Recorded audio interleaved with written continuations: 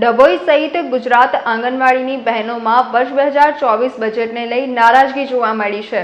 ડભોઈ સહિત ગુજરાતની આંગણવાડી બહેનોમાં વર્ષ 2024ના બજેટને લઈ નારાજગી જોવા મળી છે। આંગણવાડી બહેનોને કોઈ લાભ ન થતા સરકાર સામે આંગણવાડી બહેનોએ મોરચો માંડ્યો છે। છેલ્લા ઘણા સમયથી પડતર પ્રશ્નોને લઈ આંગણવાડી બહેનો અનેકો વખત રજૂઆતો કરતા આવ્યા હોવા છતાં પ્રશ્નનો હલ ન થતા આજે ગુજરાત રાજ્ય આંગણવાડી કર્મચારી સંગઠનના આદેશ મુજબ ડભોઈમાં 400 જેટલી આંગણવાડી બહેનોએ રેલી યોજી રંગ ઉપવન બાગ ખાતે ધરણા કર્યા હતા।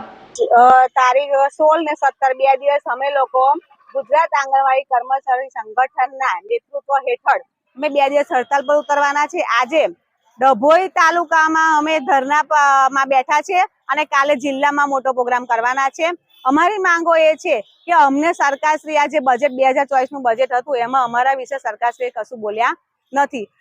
પેલું પગાર વધારાનું નહીં, અમે લઘુત્તમ વેતન માંગીએ છીએ તે નહીં, પછી જે 58 વર્ષે રિટાયર કરે છે તે બી કીધું હતું 60 વર્ષે તમને રિટાયર કરવામાં આવશે, એ બી સરકારે કબૂલ કર્યું હતું, પણ એનું હજુ સુધી કોઈ લેટર અમારી પાસે આવ્યો નથી। વારંવાર સરકારને રજૂઆત કરવા છતાં સરકાર અમારું કશું સાંભળતી નથી સરકારશ્રી, અને કામ તો એટલું બધું વધારો કરીને આપી દે છે અમને કે જેની કોઈ હદ નથી। 24 કલાક અમારે મોબાઈલ પર રહેવું પડે છે, રાતે બી માહિતી માંગે તો રાતે બી અમારી માહિતી અમને આપવી પડે છે। અને પોષણ ટ્રેકર જે એમને સરકાર જે મોબાઈલ આપ્યા છે એ મોબાઈલ સદંતર એમના બંધ જ થઈ ગયા છે। બધી બહેનો પોતાના મોબાઈલમાં જ ઉપયોગ કરે છે તો બી સરકારશ્રીની ઊંઘ ઉડતી નથી, અને અમારે એટલું બધું ગધા વૈતરું કરાવે છે સરકાર, પણ એની પાછળ અમને વેતન આપતી નથી। સરકારને અમે કહે છે અમને લઘુત્તમ વેતન આપો।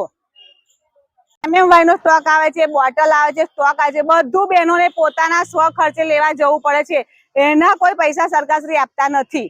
સમાચારોના સતત અપડેટ મેળવવા માટે લોકમત ન્યૂઝને યુટ્યુબ ઉપર સબસ્ક્રાઇબ કરો, બેલ આઇકોન દબાવો અને અમારી સાથે જોડાયેલ રહો ફેસબુક, ઇન્સ્ટાગ્રામ અને ટ્વિટર ઉપર।